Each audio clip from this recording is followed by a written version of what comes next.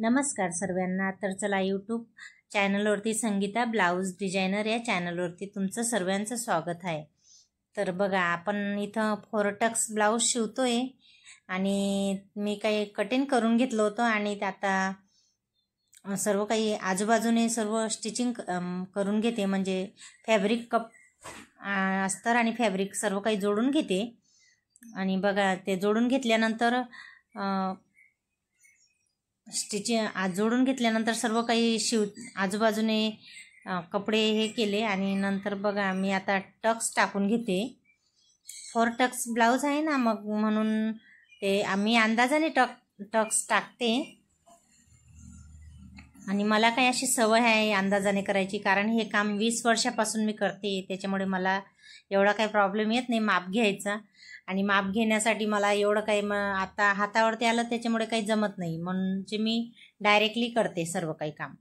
आणि आता असं मस्त काही हा पुढचा फोरटक्स ब्लाऊज आपण स्टिचिंग करून घेतलं आहे आणि मस्त गोल्डन बुट्ट्या आहे या ब्लाऊजवरती। ग्रीन कलरचं ब्लाऊज आहे आणि सिम्पल असं मी स्टिचिंग करते, काही जास्त हेवी नाही, असं आपण डेली यूजवाले ब्लाऊज आहे तेच आहे। पण मला काही जास्त बोलायला जमत नाही, बोलते हे जसं येईल तसं मी जास्त करून बॅकग्राऊंडवरतीच टाकते व्हिडिओ माझे। आणि बघा मी आता इथं हुकपट्टी लावते आणि वरून खालीन उलटं केलं आहे त्याला, पहिलं आपलं जे फोरटक्स पार्ट होतं त्याला, आणि वरून फॅब्रिक ठेवलं आणि अस्तरची पट्टी पण ठेवली, जेणेकरून ती पट्टी जाड होते आणि फिनिशिंग छान येते। आणि बघा आता मस्त स्टिचिंग करून घेते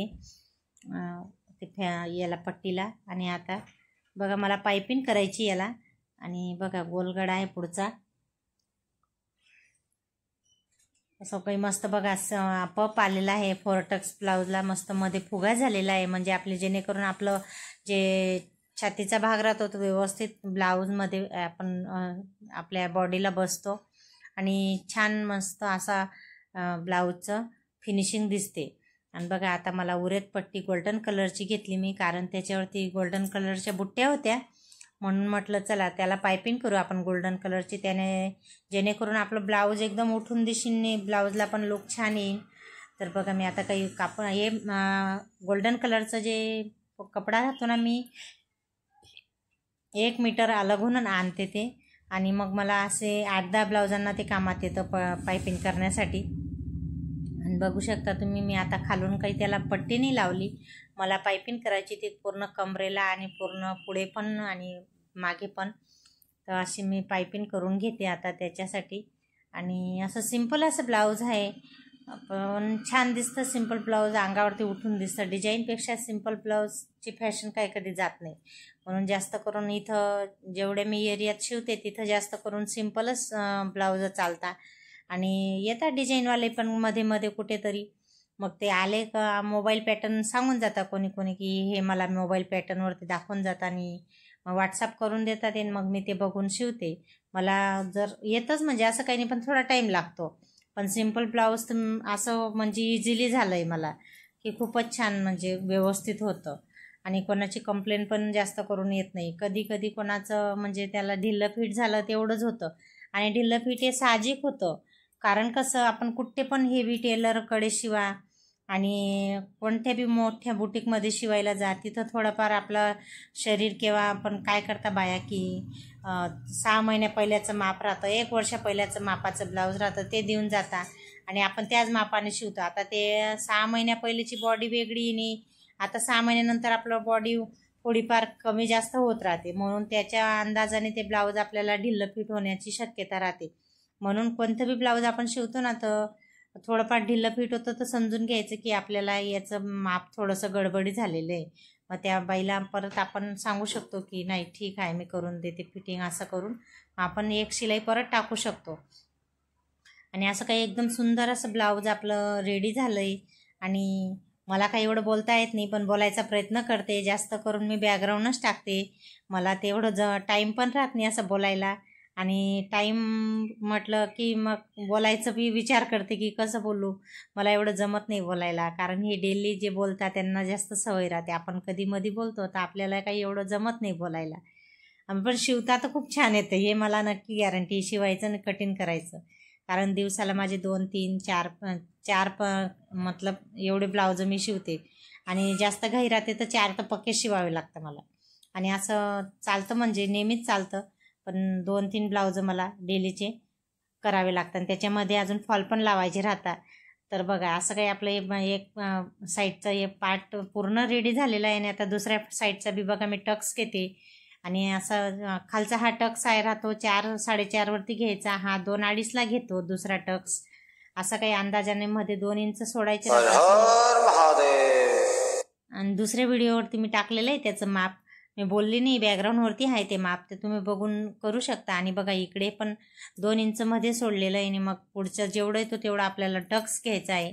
असं काही व्यवस्थित आपलं 4 टक्स ब्लाऊज एकदम रेडी झालेलं आहे. आणि बघा तुम्ही बघू शकता एकदम सुंदर असा पफ झालेला आहे मध्ये आणि कटोरी ब्लाऊज सारखं एकदम फिनिशिंगमध्ये बसतं आहे ब्लाऊज असं. आणि बघा मला आता हुकपट्टी लावायची, पण काही टायमाला असं होतं ना की लांबाई शिवायला लावतं आणि आपल्याला ब्लाऊज अस्तर कमी पडतं. मग मला अशा पट्ट्या जोडावून ते हुकपट्टी, आयपट्टी, पायपिंगच्या पट्ट्या असं काही सर्व जोडून घ्यावं लागतं. बघा आता तुकडे आहे त्यांचे मी 2 पट्ट्या जोडते आणि हुकपट्टी लावण्यासाठी मी आता त्याला एक पट्टी तयार करते. बघा बघू शकता तुम्ही. आणि आता ठेवून ब्लाऊज जोडते, ठेवून ती पट्टी आता स्टिचिंग करते आणि परत त्याला उलटवून घ्यायची आणि कवर शिलाई करायची. असं काही माझं डेलीचं कामच चालू राहते. मला काही एवढं जमत नाही हे बोलायचं, पण मी प्रयत्न करते तुमच्यासाठी. आणि बघू शकता तुम्ही असं मस्त असं ब्लाऊज सुंदर असं झालेलं आहे आपलं. आणि साईडला थोडंसं कट केलेलं आहे, कारण आपला हा भाग खालचा आहे ना थोडा अर्धा इंच थोडा कट करतो आपण. मी काय तेव्हा करत नाही, मी शिवताच जास्त व्यवस्थित फिनिशिंग देते आणि कटिंग करते. त्याच्यामुळे मला काही एवढं जमत नाही कटिंग करताना. तर बघा मी आता हे मापून बघते आता कसं दोघी भाग सारखे दिसत आहे का, तर थोडाफार गळा खालीवर होतो का काय असं बघते. आणि ते पण खालून पायपिंग करायची होती इकडे, तर ते पण करते मी. पायपिंग दोरी टाकूनच पायपिंग करते मी. दोरी टाकून पायपिंग केल्याने गोल एकदम मस्त छान अशी पायपिंग येते. आणि आपलं ज्याला म्हणजे पायपिंग अवघड वाटत असेल त्याच्यासाठी तर खूप इझिली आहे हा पर्याय. तर बघा, आणि थोडं कट केल्याने आपली पायपिंग अजून बारीक होते, म्हणजे एकदम कोणाने काटल्याने कपडे तर थोडी बारीक होऊन जाते, मस्त जाड नाही येत आणि एकसारखी पायपिंग दिसते. तशी खूपच छान असं ब्लाऊज आपलं तयार होतं आहे. आणि पूर्ण 4ही बाजूंनी कमरेला मी पायपिंग केलेली आहे पूर्ण ब्लाऊजला, आणि गळ्याला पण हीच गोल्डन कलरची पायपिंग केलेली आहे. तर इतकं सुंदर असं ब्लाऊज झालं होतं त्या बाईचं, खूपच छान लुक आला होता ब्लाऊजला. आणि मध्ये बघा धागा पण संपतो, काही तुटतो. आणि आपल्याला जेव्हा घाई राहते ना तेव्हा असं काही घडतच राहतं की आपलं काम टाईमवरती नाही होत लवकर. 10-15 मिनटं म्हणा की अर्धा तास म्हणा, ते राहून मागेच होतं. आपण किती बी म्हटलं की मला हे ब्लाऊज 2 वाजेपर्यंत रेडी करायचं आहे, पण ते 2 वाजेच्या ऐवजी 2:30 होतात, 3 पण होऊन जातात काही टायमाला, नाही तर संध्याकाळ पण होते. असं बी होऊन जातं. मध्ये काही ना काही कोणी कस्टमर आलं तर तिच्यासाठी थोडासा टाईम द्यावा लागतो की ती बाई मला परत सांगते की असं शिव तसं शिव, त्याच्यामुळे अजून टाईम जातो, मग शिवायचं राहूनच जातं. मग बघा आता मी पुढचा गळा काही व्यवस्थित दोघं जोडून घेते. आणि बघितलं तर खालीवर होता थोडासा, ते काही थोडंफार होतं, त्याचं काही नाही. आणि ते जोडून घ्यायचं, नंतर मग दोघं सेम करून कटिंग करून घ्यायची. आणि बघा मला आता पुढच्या गळ्याला पण गोल्डन कलरचीच पायपिंग करायची. बघू शकता तुम्ही, ते गोल्डन कलरची पट्टी उरेत पट्टी कापली होती ना, तिला डबल करायची आणि मग डबल करून ठेवायची तिथं गळ्याला, आणि परत मग त्याच्यावरती दोरी पण अटॅच करायची. असं काही एकाच शिलाईमध्ये 2 कामं होता. नाही तर असं नाही की पहिले पट्टीला शिलाई करायची नंतर मग दोरीला शिलाई करायची, असं काही मला जमत नाही. मी डायरेक्टच करते, कारण टाईम पण कमी लागतो आणि आपलं काम पण लवकर होतं.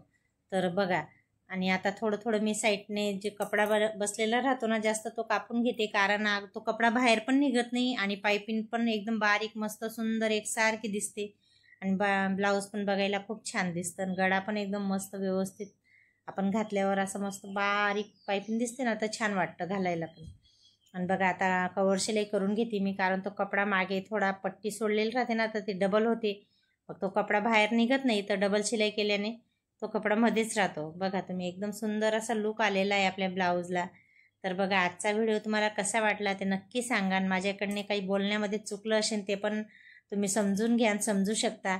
आणि चला आजच्या व्हिडिओला लाईक करा, शेअर करा आणि सबस्क्राईब करा. तर चला आजचा व्हिडिओ इथंच थांबवते.